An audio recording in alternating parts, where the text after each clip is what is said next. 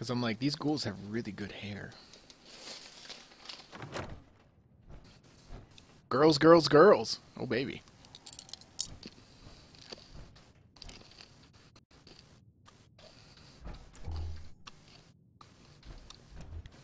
Well, Mr. Valentine, I thought you had forgotten about little old me. May have walked out of the den, Irma, but I'd never walk out on you. Amari's downstairs. You big brat. Gantz, where are you going?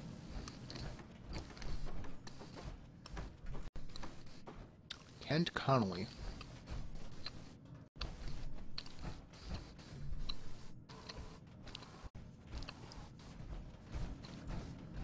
Well, I feel like this is like a sex dungeon.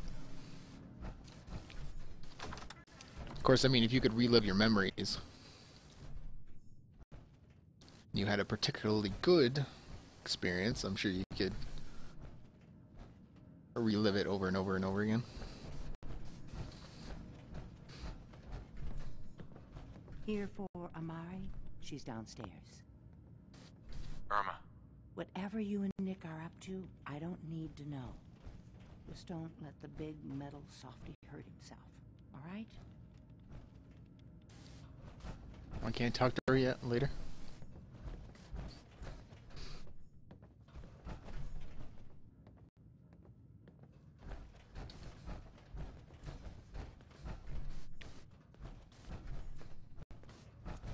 Dr. Amari? Yes, I take it this isn't a social call.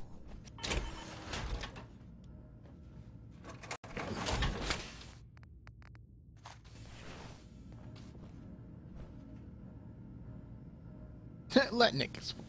We need your help, Doctor. I need the memories from a man named Kellogg. But he's dead. I know it's asking for a miracle, Amari. But you've pulled off the impossible before. Are you two mad? Putting aside the fact that you're asking me to defile a corpse, you don't realize that the memory simulators require intact, living brains to function.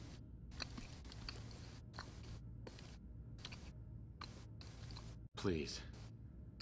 Nick told me you're the only one who can make this work. This dead brain had inside knowledge of the Institute, Amari. The biggest scientific secret of the Commonwealth. You need this.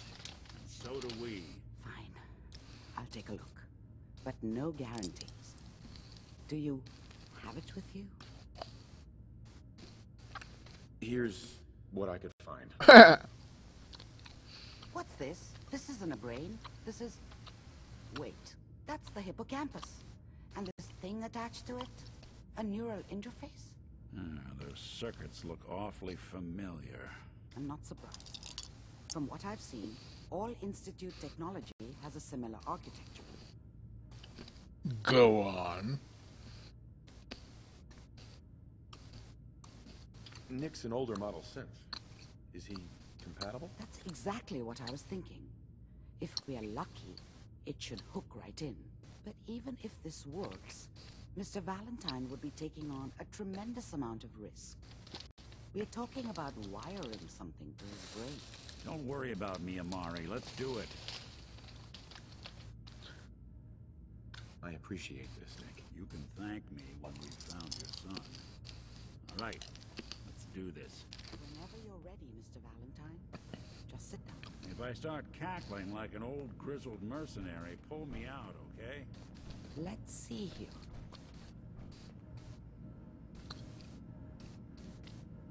I need you to keep talking to me, Mr. Valentine. Any slight change in your cognitive functions could be dire.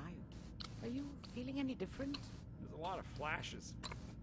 Static. I can't make sense of any of it, Doc. That's what I was afraid of. The mnemonic impressions are encoded. It appears the Institute has one last failsafe. There's a lock on the memories in the implant. Tell me you have a way past this, Doc. Let me think. The encryption is too strong for a single mind. But what if we use two? We load both you and Mr. Valentine into the memory loungers. Run your cognitive functions in parallel. He'll act as a host, while your consciousness drives through whatever memories we can find. Okay. Any idea what I'm gonna see in there? I have no clue. But considering we only have a single piece of the medial temporal lobe and not the whole brain, I doubt it'll be cohesive. All right, let's get started. Just sit down over there and keep your fingers crossed. See you on the other side.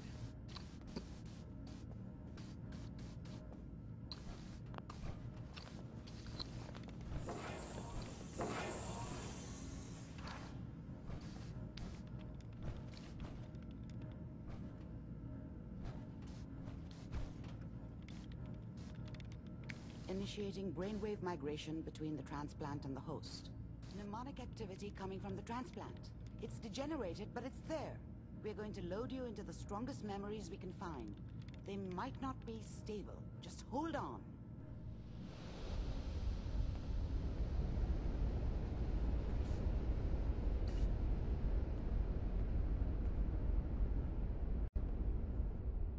Can you hear me? Ah, good. The simulation appears to be working, although the memories are quite fragmentary. I'll try to step you through the intact memories and hope we find one that gives us some clue to the Institute's location. I'm inside the synapses. This is the earliest intact memory I can find.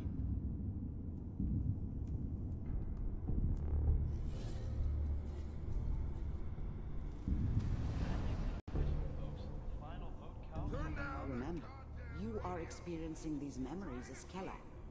This may prove disorienting at first.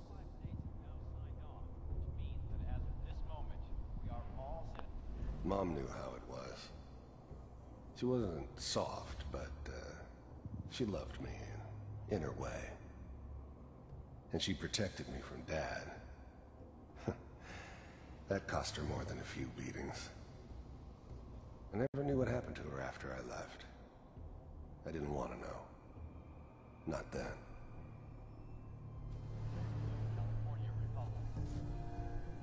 Can I read any of these? I was such a dummy back then. What did I know about how the world worked? I think now she wanted me to kill him. I should have.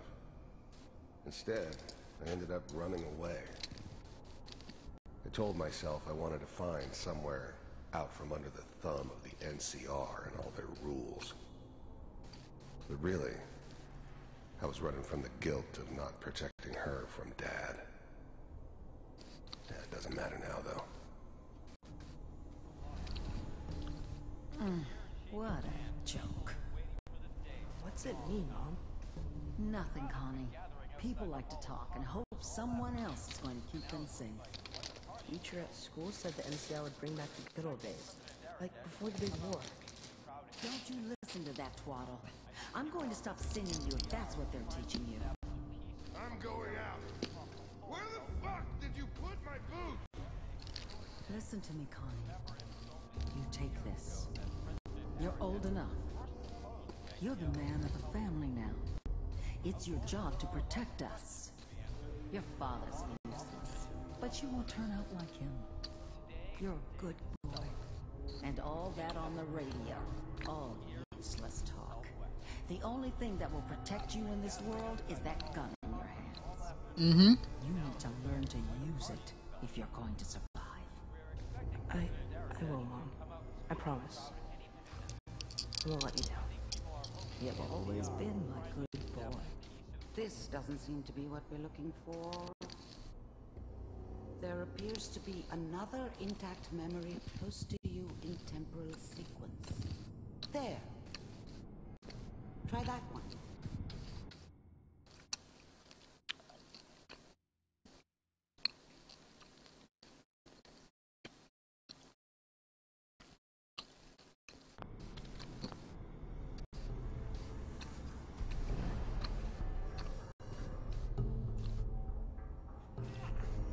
It's gonna be fine.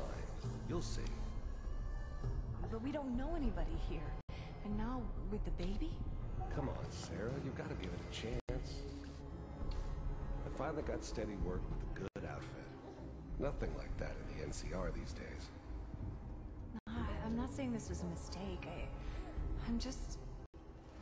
Are you sure these guys know what they're doing? They seem kind of green. I know, but that's where I come in. Just wait. In a few years, I'll be running my own crew. As soon as I make the connections I need. Then I can give you anything you want. And little Mary, too. I never worried about you before. Must be my mama instincts kicking in. Who knew I had those, huh? Come on, you're great with her. And you don't need to worry about me. Most of it's just running security for the S.P.E.C.I.A.L. A lot of standing around looking tough. Well, they sure picked the right person for that job. Listen, it's gonna be great here. See this? This is what's gonna keep you and Mary safe. I promise. I know, Connie. I'm sure we're gonna be really happy here. We are. You'll see. That's okay. I got her. Let's keep looking. I'll connect you to the next intact memory.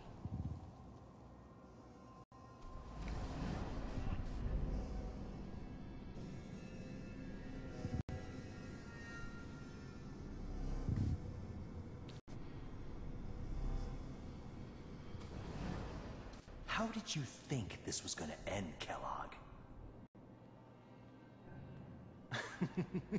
You thought you could just fuck with us, and we wouldn't fuck with you? Just so you know, they died like dogs. And you weren't there to help them.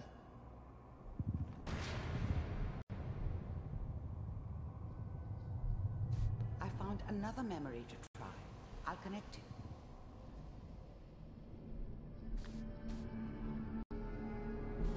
Well, he seems like an alright dude, but all bad guys, no one's born evil. It's taught. Mind if we sit down? Suit yourself. I didn't care where I was going. Ended up mostly wandering east. Getting as far away from San Francisco as I could, maybe. There's always someone who wanted someone else dead. Sometimes just roughed up, but dead was usually what they wanted. Sometimes they thought they could cheat me. That was usually only when I first arrived somewhere. Didn't matter to me. They just took it as part of the job. Little extra thrown in for free. I always got paid in the end. One way or another. There was always a job for someone like me. Didn't matter what it was. Didn't matter who I was supposed to kill. I got pretty good at it. I don't remember much from that time. It all kind of blends together. It was almost always a bar, though. That's universal. So, I hear you'll take care of people's problems. Is that right? If you pay me. Oh, we'll pay you. And, you'll do this all by yourself? That's right. We pay you when the job's done. Is that okay? That's the way you want to do it? So who do you want dead? Well, it's like this. There's this family, lives down the creek a ways. Well, we seem to be getting closer. Try this next one.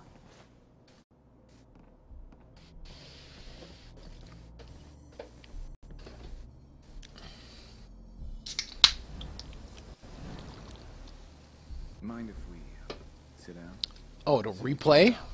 That's kind of cool. This place is trippy as balls.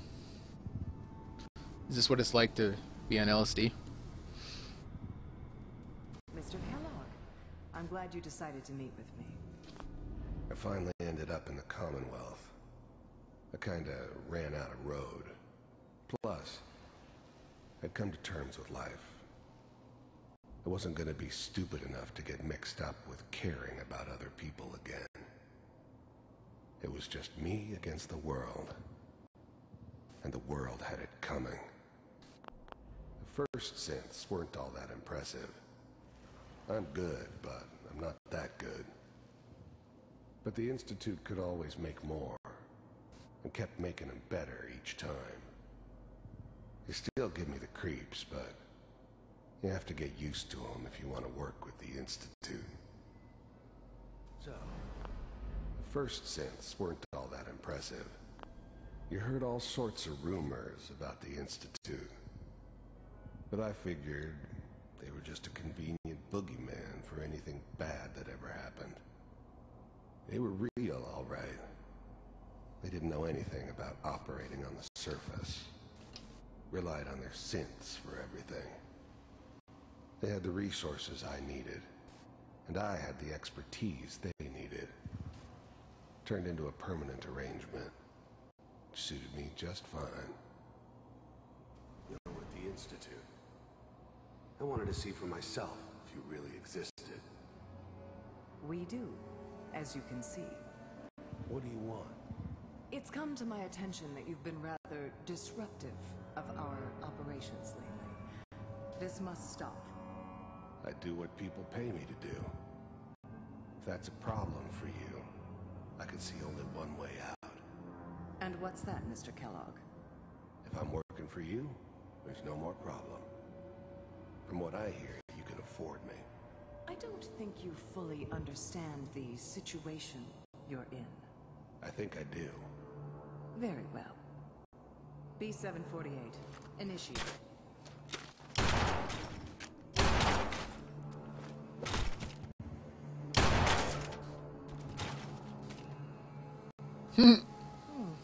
Impressive. We may have something to talk about after all. Getting warmer. One of these has got to tell us something. We're running out of brain here. There's one that looks mostly intact. Connecting now. We're running out of brain.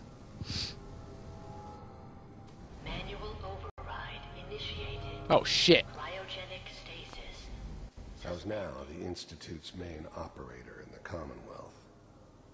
If they needed something done, they came to me. It wasn't usual for anybody from the Institute to come along on a mission, so this one stood out.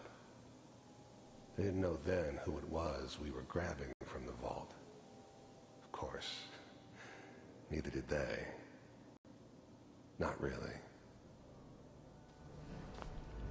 The eggheads never liked taking orders from a dirty, contaminated degenerate like me. But they needed me, and I made sure they knew it. The eggheads never liked...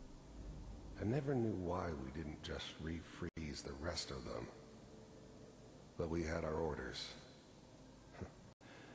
Guess the old man didn't want so many loose ends.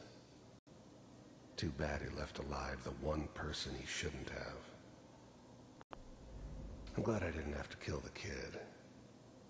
I'm not saying I haven't done it, but I never like to. And yeah, I guess it did remind me of her. Yeah, I'm a cold-hearted bastard for sure, but still human. Better this way, though. Better than taking her kid and leaving her alive. Vault computers are still working. Even then, I knew it was a mistake leaving him alive. I understood that kind of revenge. No one better. But I was cocky enough to assume I could handle some soft, pre-war vault dweller, even if he somehow got thawed out. At least I know those Institute bastards will soon get what's coming to them, too. If he could take me out, they won't be able to hide from him for long. That's good. Checking through the logs. Hopefully it's all... Just find it. Pod C6, down the hall near the end.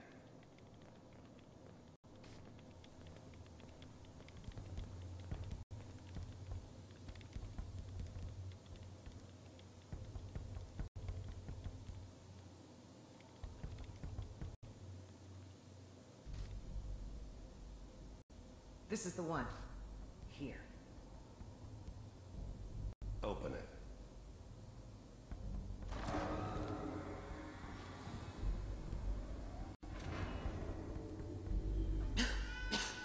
Is it over?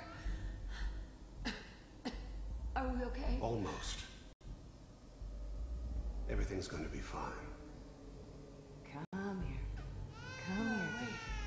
Wait. No, I've got him. Let the boy go. I'm only gonna tell you once. I'm not giving you Sean! God damn it.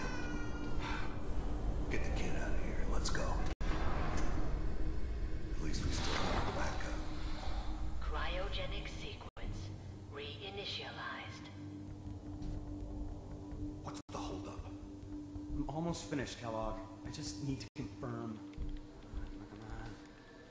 All right, we're good. I'm sorry you had to go through that again. I found another intact memory. Whenever you're ready.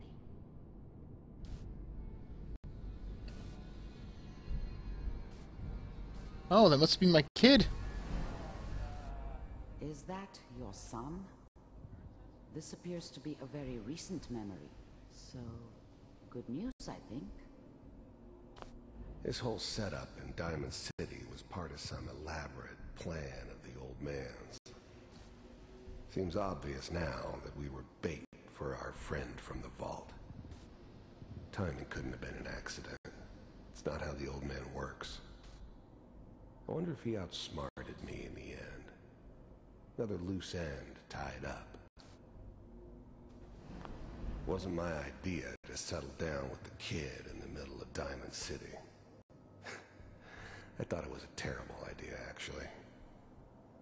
But it was one of the old man's pet projects, so here we were. Me and the kid. Like a happy little family. I ended up kind of liking it. A reminder of what my life might have been if things had turned out differently. But there's no going back. I knew it was just temporary. It'd be back to normal business before too long.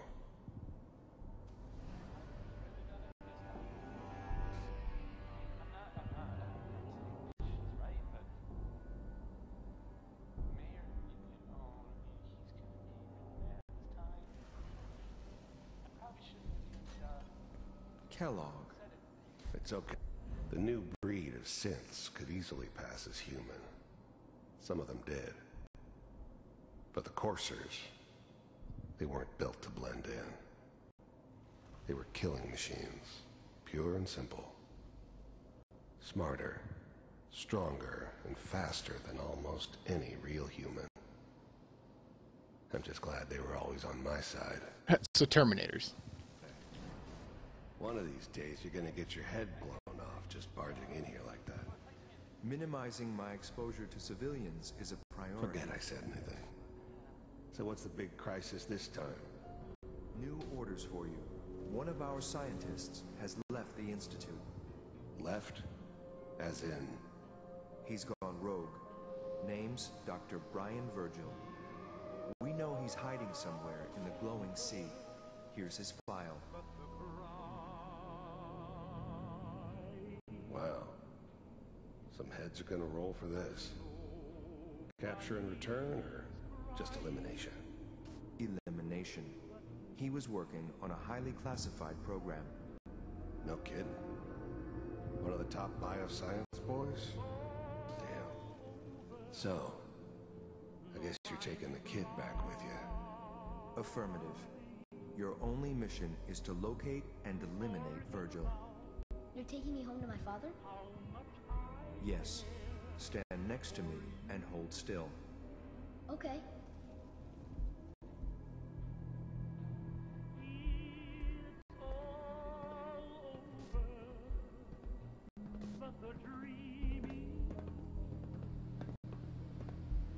6688, ready to relay with Sean. Bye, Mr. Kellogg. I hope I see you again soon. What? Bye. Teleportation. Now it all makes sense. Nobody's found the entrance to the Institute because there is no entrance. Let me pull you out of there as soon as you're ready.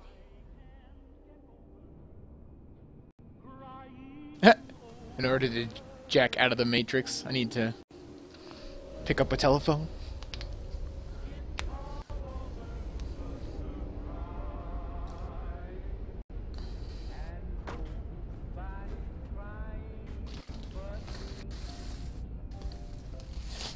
Slow movements, okay? I don't know what kind of side effects the procedure might have had. No one's ever done this before. How do you feel?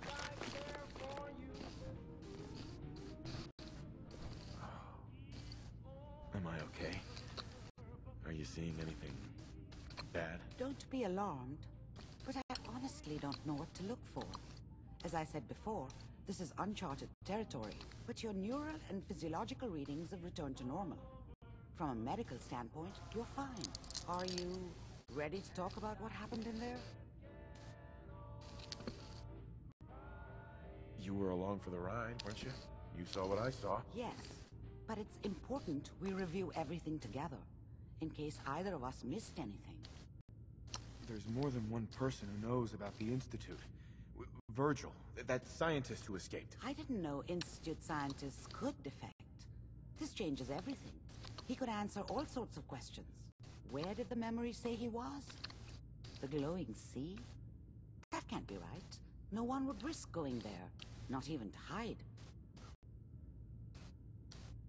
Why? What makes the glowing sea so dangerous? The name says it all. Radiation. So much that nothing there could possibly live. Nothing pleasant. Navigating radioactive hazards is nothing new. But the glowing sea can kill a man in seconds.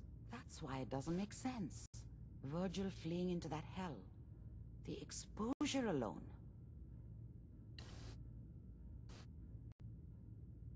That's why he's there. To make the Institute think twice about following him. That must be it. He's using the radiation in the glowing sea like a shield, or a cloak, a way to throw them off and be at an advantage. If Virgil found a way to survive there, you'll have to do the same. If you're going to follow him. How do I fight that much radiation, Doctor? There are chemical compounds. Rad-X, Radaway. You'd need as much as you could carry. Maybe more. A sealed environment suit would be great, if you could find one. Or maybe one of those suits of power armor? That would be perfect. I'll find a way to get through the rads. Don't worry. Good luck. And be safe. By the way, I unplugged Mr. Valentine first. Removed the implant while you were waking up. He's waiting for you upstairs. Dr. Amari. Be careful of the radiation. The glowing sea isn't a place to be caught unprepared.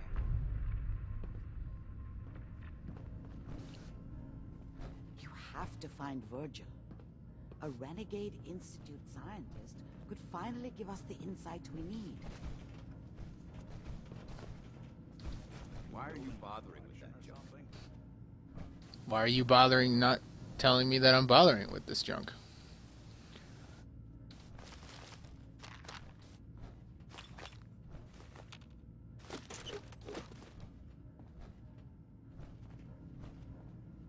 Ooh, nice. Robco.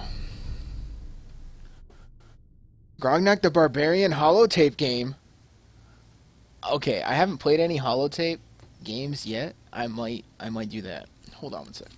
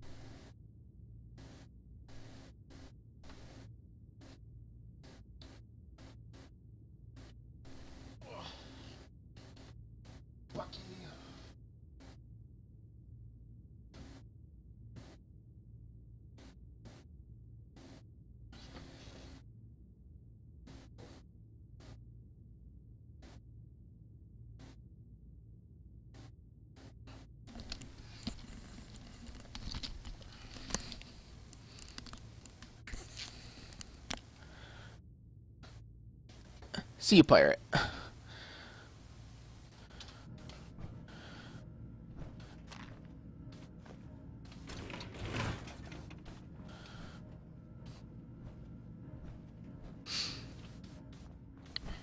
Amari. Good luck. Make it back in one piece, okay?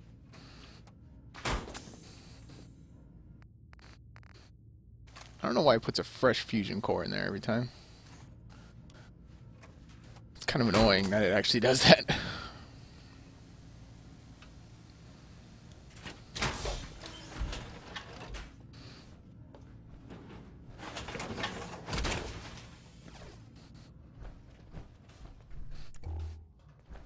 Let's go talk to Nick.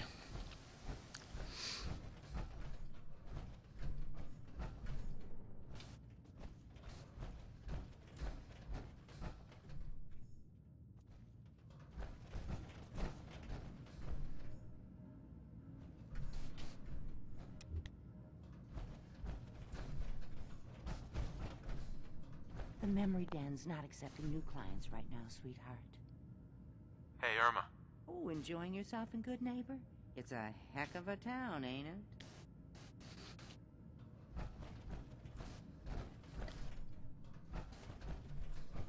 Hey, Slater.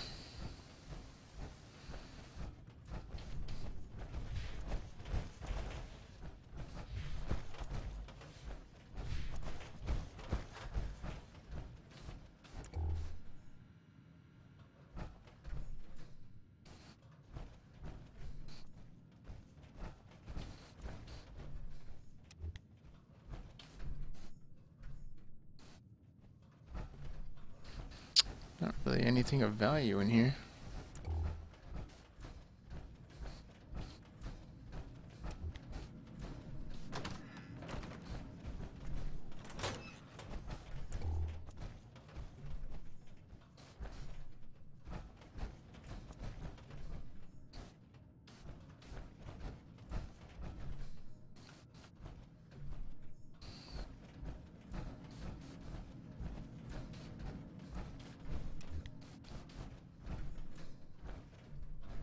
Hey there.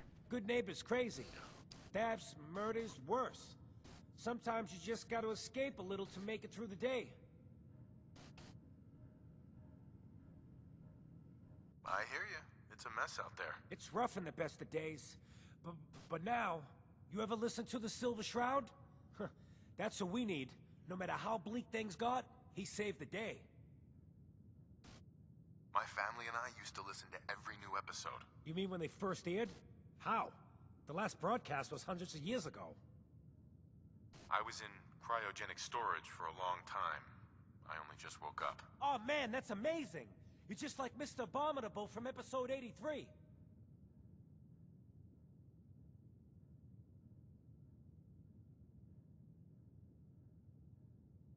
Wasn't he a caveman?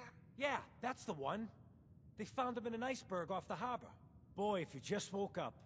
The world these days must take some getting used to.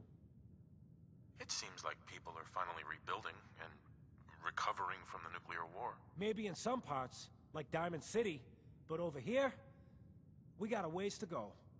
I got a question for you. What if the Silver Shroud was real? With his black trench coat and gleaming silver submachine gun? I got a plan to bring him to life. So we can fight bad guys and give the rest of us a symbol of something better. Good on you for trying to make the world better. Making the world better is the Brotherhood's primary mission. We just use less eccentric methods. I just have to do something, you know? I've built my own custom machine gun, even better than the one in the show. But to make this work, I still need the most important piece. The genuine Silver Shroud costume herself. And they actually got one here in Boston. They made it for the TV show. Will you help? I'll get the costume for you. You're gonna do this? For real? Before the bombs fell, they were filming the Silver Shroud pilot over at Hubris Comics. So that's where you'll find it. You're the best. I am the It may best. sound like a strange question, but tell me, what do you think about Scribe Halen?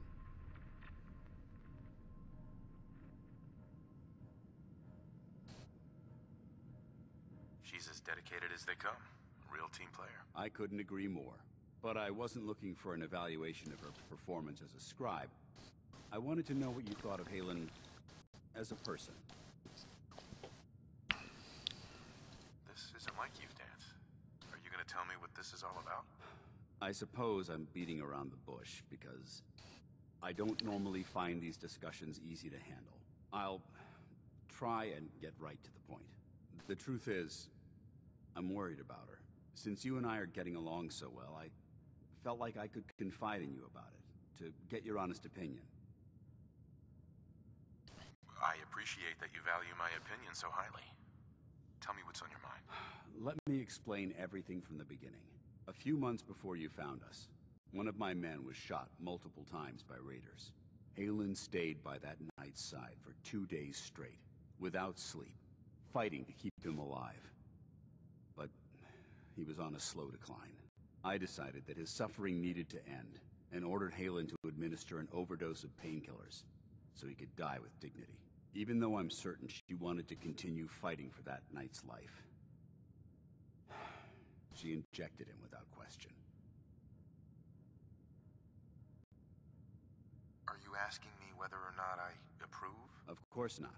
I stand by every order I've ever given. That soldier was gravely wounded. Even if, by some miracle, he happened to survive, he would have been paralyzed for life. But the decision whether or not to ease that soldier's suffering isn't the point here. The point is what happened later that same evening. Halen approached me while I was on watch.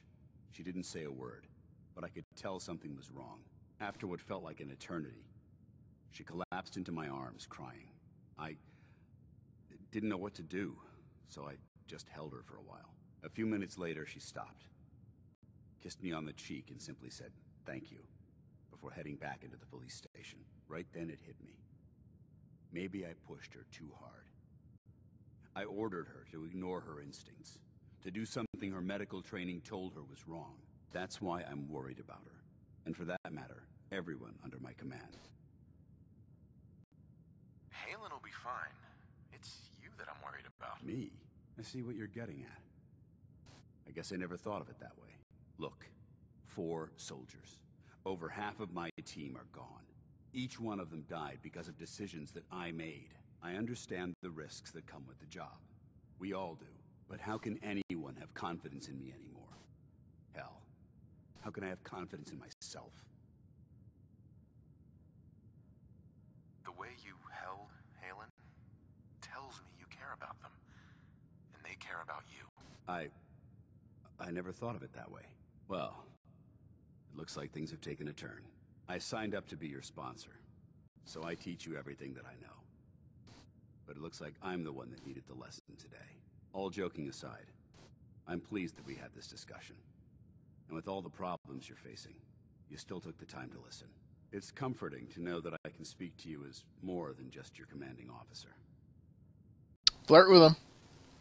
Does this mean you'd be there to hold me if I ever need you? I hardly think that would be appropriate, soldier. I don't want my moment with Halen to give you the wrong idea. We're strictly friends. Anyway, thanks for letting me get that off my shoulders. I think it's been weighing on me more than I realized. I'm only sorry you had to see me at my worst, instead of at my best.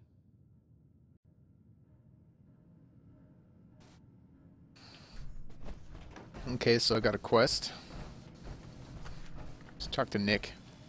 Nick. Hope you got what you were looking for inside my head.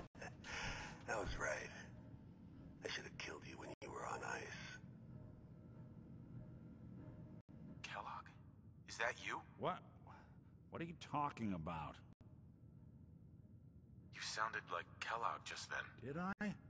Huh. Mari said there might be some mnemonic impressions left over. Anyway, I feel fine, so let's get going. Or I could head back to Diamond City, since you've got company already. We have to head into the glowing sea. Any advice? I'm a synth, so radiation isn't much of an issue for me. But that suit of power armor you've got on might be the guardian angel you're looking for. That, or you could buy up all the Rad-X and Rad-Away you can find from any chem dealer who's got it in stock.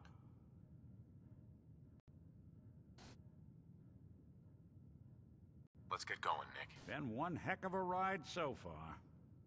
Let's see where it takes us next. Why can't I send... Oh, because it's technically under attack.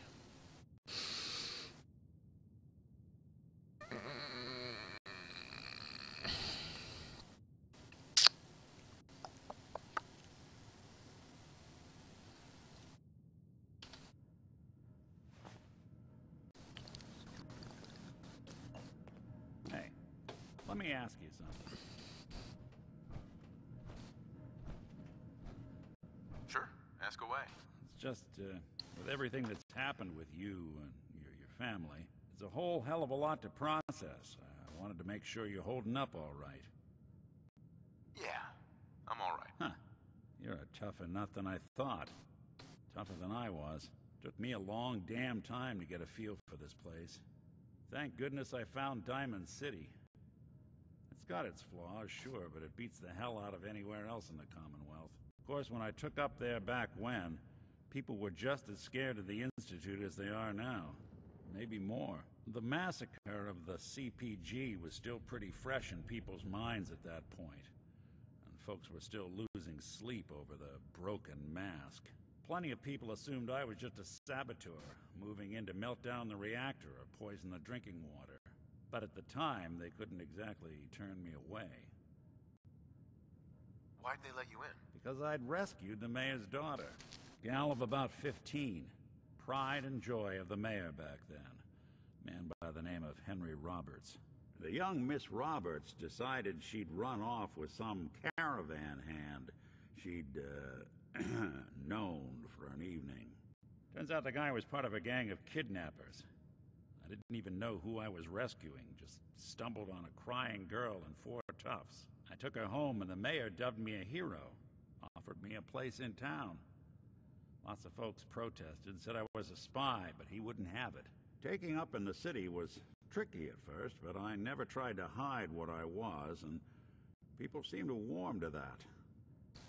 Was it hard settling in? Yeah, they sure didn't make it easy. I started off doing the jobs no one else wanted.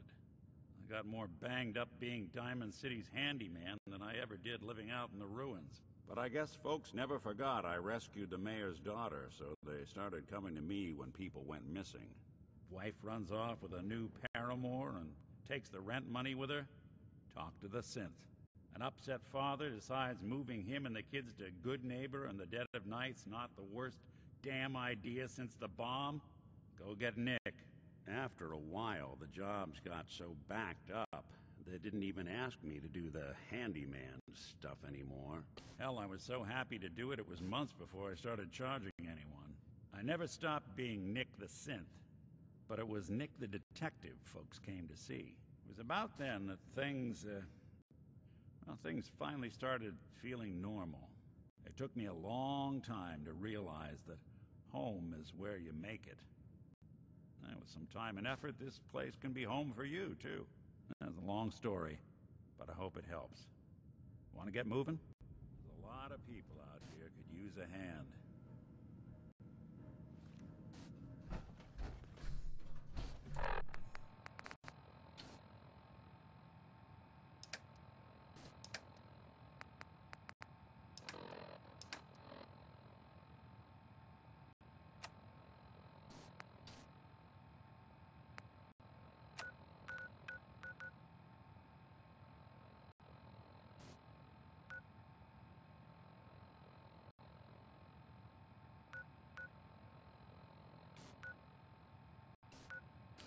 It's a long walk.